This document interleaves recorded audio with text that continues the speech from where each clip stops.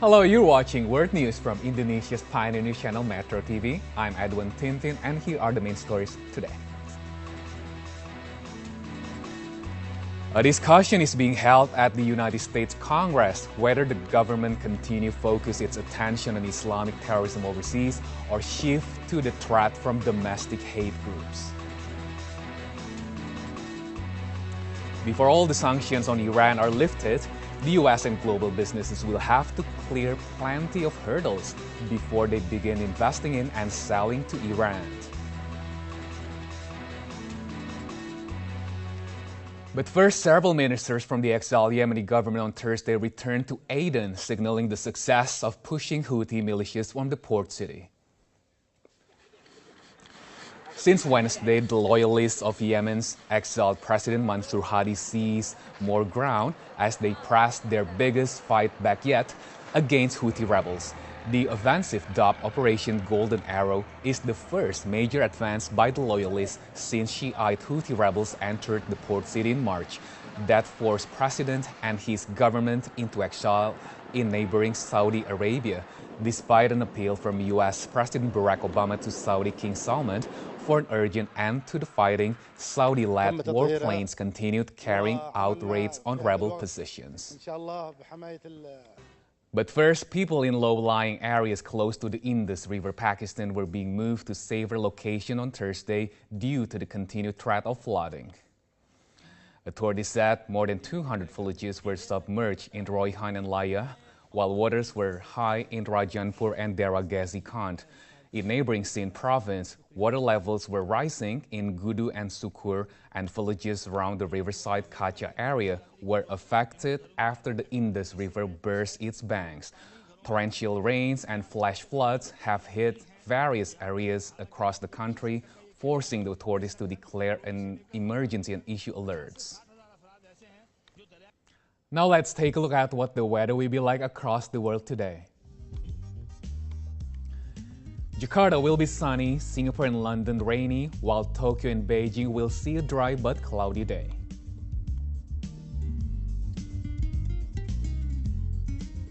Life in the Syrian city of Hasake, divided between allied Kurdish and regime forces, comes at a price. There are 2 lots of military service and residents pay double taxes.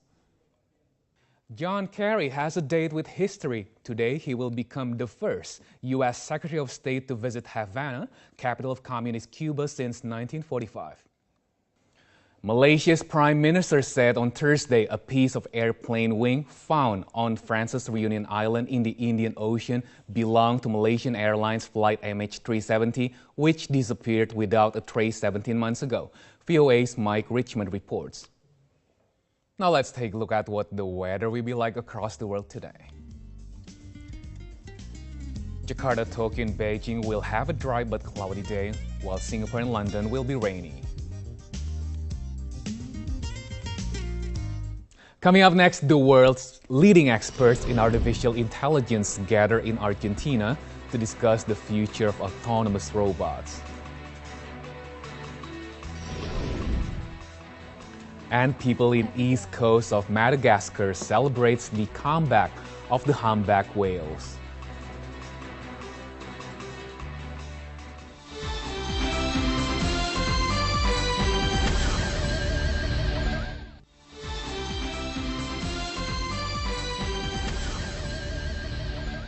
You're back on World News. Japan's trade deficit narrowed 92% last month as exports of automobiles pick up, while a tremendously high energy import bill continues to fall.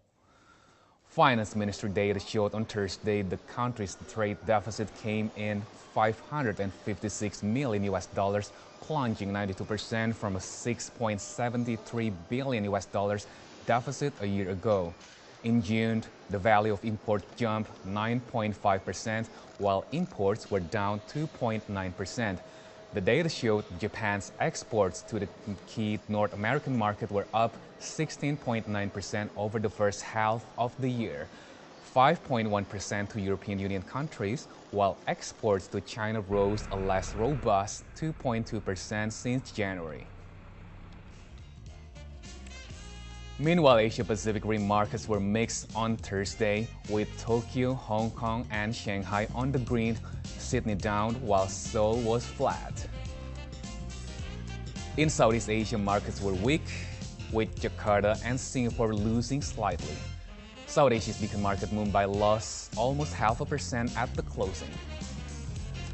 South Korea and China signed a free trade deal in Seoul, which will remove tariffs on more than 90% of goods over 2 decades. The agreement covers 22 areas, including finance and online commerce, but won't include rice and autos.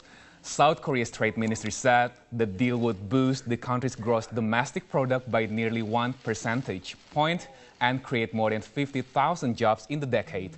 After its implementation, the agreement will give South Korea's small and medium-sized companies wider access to the Chinese market while boosting China's investment in South Korea. In his visit to Indonesia, British Prime Minister David Cameron not only focused on international issues, but also bilateral business. He said the UK will support and assist Indonesia in becoming the 10th largest economy by 2030. I filed this report. The need for international support. Accompanied by a trade delegation of 31 business leaders, British Prime Minister David Cameron chose Indonesia as the first country he visits outside Europe since being re-elected last May. During a business forum in Jakarta, Cameron emphasized that the cooperation between the two countries should be further developed, including in infrastructure development.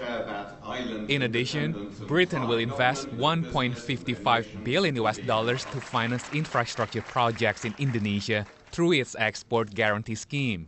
This funding is believed to pave the way for the growth of exports worth $311 million to the UK. I brought with me today architects, planners, consultants, engineers, builders, and of course in JCB the people who can provide the equipment. So we offer that end-to-end planning, we offer that design expertise, we offer the expertise in public-private partnerships. All of this, I would stress, with a safety record that is amongst the best in the world in construction. Indonesian Vice President Yusuf Kala responded positively and hoped that the investment could be diversified. Kala added the cooperation would benefit both countries. I hope that the involvement of British investor in Indonesia infrastructure development will not only significantly increase trade and investment between our two countries, but also strengthening our overall strategic partnership. The United Kingdom is one of the largest investors in Indonesia. In the first quarter of 2015, UK has materialized investment worth $424 million in this Southeast Asian country. The economic fallout continues in the aftermath of China's dramatic devaluation of its yuan currency last week. VOA's Bernard Sussman updates the Chinese monetary situation from New York City, USA. Machines with artificial intelligence, or what we usually call robots, are slowly but steadily replacing people. For the younger generation, building robots may soon be as popular as building blocks, as VOA's George Putic reports. Indian scientists are hoping that naturally salt-tolerant plants could be part of the answer to averting an agricultural crisis. The plants are living on salt water, in which rising seas have inundated countless coastal farmlands. Climate change will bring stronger storms and warmer temperatures that expand ocean waters and melt ice caps and glaciers. According to the latest scientific forecasts, seas are set to rise up to 1 meter in the century. As a result of climate change, the scientists are experimenting with halofit, naturally salt-tolerant plants, to feed its growing 1.26 billion population. Coming up next, we go to London, the United Kingdom, to see the largest cinema ever built from Lego bricks. And an upcoming action comedy film, Goosebumps. Nobody make us.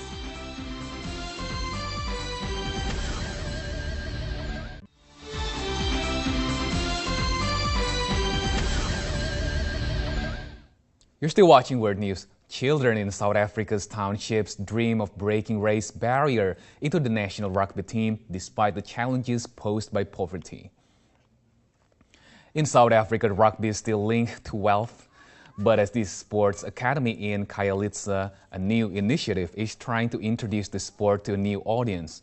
Some of these young players dream of one day getting their Springbok colors. The government has also set a target that by 2019, half of the Springbok team should be players of color. The annual Hia Kumangoku Festival took place in Kanazawa City, Japan. Around 2,500 people wore traditional costumes participating at the festival's parade. There is also a performance by an actor in samurai costume playing the role of Lord Toshie Maeda, the region's first feudal lord. Groups enacting traditional performing arts, such as the lion dance, also color up the event. The parade is a tribute for the Lord Toshie Maeda, who gave major contribution to the wealth and culture of Kanazawa City of Japan. Individuals with special needs are 58% more likely to be obese than the general population. According to the U.S. Centers for Disease Control, they also have an increased likelihood of anxiety, depression, and social isolation. But as VOA's Jun Soh reports, there is a sports club outside Washington, D.C., USA that wants to help them. An etiquette school in St. Petersburg, Russia is teaching 21st century women and youngsters how to behave like European aristocracy.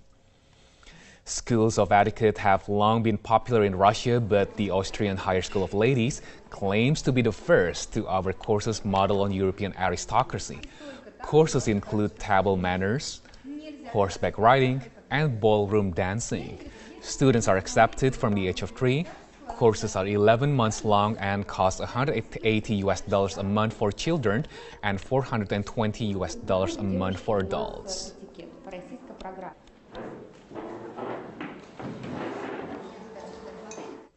In our top entertainment news, Ed Sheeran leads Spotify's top young artist list. Julian Huff is engaged to hockey player Brooks Lage, and we go back in time with the Beatles' All You Need Is Love. Don't forget to tweet your requests and ideas to @WorldNewsMetro by using the hashtag WNThrowback. I'm Edwin Tintin. Thank you so much for watching, and we wish you a pleasant night. British singer Ed Sheeran topped Spotify's list of the top 25 most influential artists under the age of 25 as the company's most streamed artist of 2014. The 24-year-old Sheeran also has Spotify's most streamed song ever, with Thinking Out Loud streamed 450 million times. Two-time Dancing with the Stars champion Julianne Hough and Washington Capitals forward Brooks Lage say they are planning to get married. Lage and Hough each tweeted a link to a photo of the couple with the same message Tuesday announcing their engagement.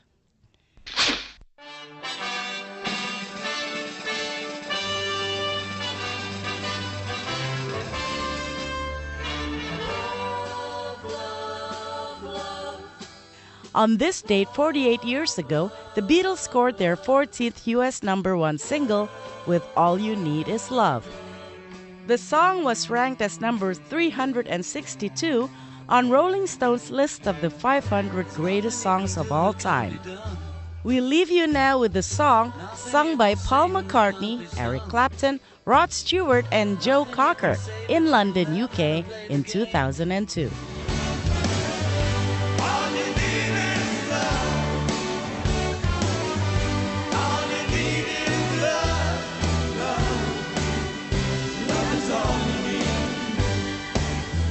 Nothing you can know that isn't known.